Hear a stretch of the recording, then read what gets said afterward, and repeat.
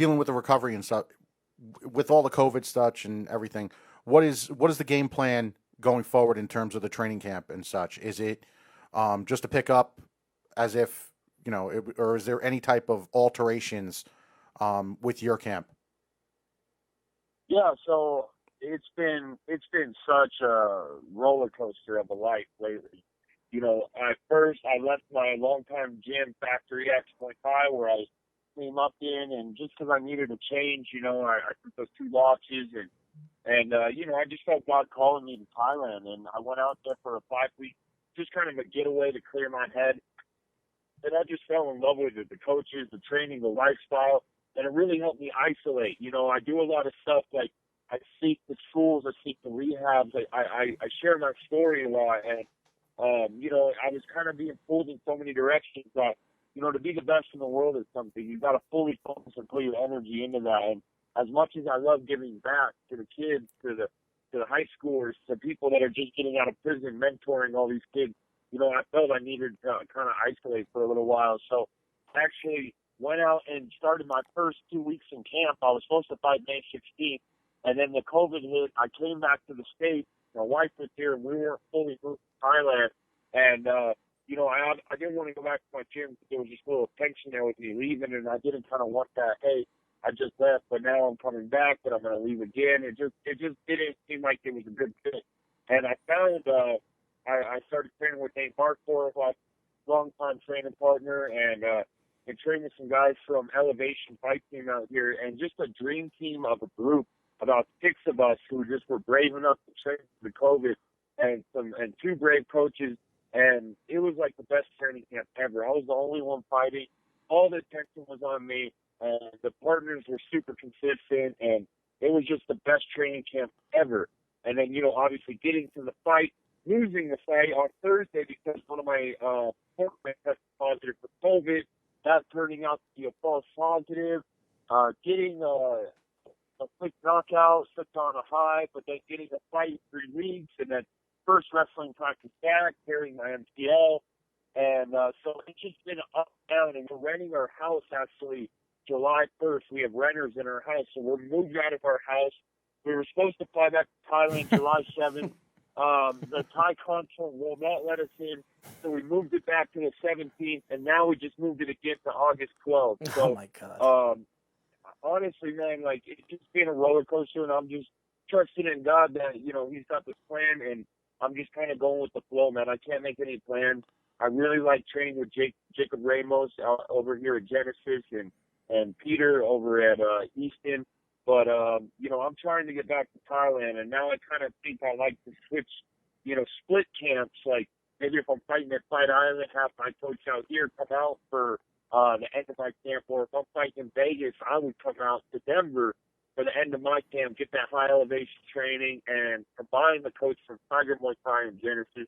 And I think that's kind of my plan moving forward, but I have no timeline of when I'm going to be able to go back. We're shooting for August 12th. If that doesn't happen, we'll probably just stay here and take another fight in September. So, it's kind of a long story that I just gave you, but that's kind of what I'm dealing with right now. So I honestly have no concrete plans, but that's kind of the direction I'm headed. So there it is. Oh, man, you're all over the place, man. And you want to go back to Thailand. Yeah. Yep. Oh, man. As you guys know, we are talking to UFC fighter Ian Heinisch. Now, Ian, we are funny guys, and what we do on this show is we want to bring the next upcoming fighters, not only in the UFC and Bellator, we want to be the voice of the next big superstars in the UFC. And me and Anthony have argued, when you look at the UFC right now, there is no next big superstar. We've gone through some of the rankings, and we argue the points. And I look at you, and you're 14-3. You've been pretty dominant. Your record states it for itself. When you look at your career and moving forward, do you see yourself as a champion in the UFC? Do you see yourself as a moneymaker, a guy that could sell to the community, sell to the world, and put fannies in the seats? Absolutely. I think it's been a little, it's taken some time to catch on, just because of me coming in and fans like to see knockouts, my fan base and everything is thrown so much from this knockout. but I didn't get a chance to come in and highlight reel 3 or 4 guys before I got a ranked opponent. You know, I came in and they threw me in the Shark Tank. I took a six-day short notice fight against Cesar Ferreira, and you know, I went in there and it was a war, and I'm fighting these top level guys. But now I'm finding my own in there, and I feel like I can continue to knock people out. And just my story of going to prison and you know, overcoming addiction and you know, being a fugitive on the run in Europe and spending time in Rikers Island, you know, and coming out and being able to be a champion. I feel like I can be a huge inspiration, and I'm just going to stay original, man. I feel like I kind of have a little bit of a path, kind of like Masvidal. I don't think it'll take as long for me to get the hype around me, but I'm just going to stay original. I'm not going to, you know, go out of my lane and talk a bunch of shit like Conor McGregor or, you know, that's him. I'm going to be me, and I'm an inspiration. I've dealt with some crazy stuff in my life, fighting in a cage with a ref that's going to pull you off. You know, if it gets too bad, is just nothing compared to what I've been through in my life. So I'm going to bring that prison mentality into the cage, and I'm just going to try to put on pure violence for the fans and inspire people, man, because that's what it's about. You know, I've had a ton of people help me out in my journey to elevate me where I'm at, and I want to do the same. I mean, like Zig Ziglar says, you can have everything you want in life if you just help enough other people get what they want. And, you know, I want to give back, and I want to be that inspiration. And I truly believe in a year or two, everyone's going to know my story. It's going to be a movie. It's going to be a book, maybe a documentary. I'll buy it. I'll buy it. I'm going to have that hype. So that's my answer to that. Just remember, Ian, and we argue about this on this show all the time. When you're ready, man, I'm going to send you a shirt that says Team Gratitude. I'm telling you, you're going to be part of my team, not this guy over here. You're on my team because we are all inspirations. This guy over here is not an inspiration. I'm an inspiration, okay? So just let you know, you're going to be on my team, okay? All right. Sounds good. Okay. Just so you know, Ian, okay, this is how easy it is to flip sides on somebody that has nothing. Don't listen to him, Ian. No, I'm going to bring this up because this has been bothering me a little bit. As we all know, there's a publication out there called Fighters Only. Fighters Only has the MMA Awards out there. Mm-hmm. Now, one of them is Knockout of the Year. Mm-hmm. Quite frankly, I'm a little upset that they went a little crazy with the nominations and they didn't put some people in there that was deserving. One of which we could honestly say is, you heard him say yes already. Mm-hmm. Why the hell are you not one of the nominees? Yeah, I mean, it's a lot of politics, man. I'm navigating my way through these waters, and you know, I'm excited. I'm going to be getting on Food Truck Diaries with Brendan Schaub and hopefully on the Joe Rogan podcast. Once people know my name and my story and who I am and what I represent, I truly believe I'll be a household name and a brand for the UFC. So they're going to get behind me, man. It just takes time. You gotta keep getting these knockouts. You got to move the needle when you fight, and in order to do that, you know, you gotta get your story. I have the most original story.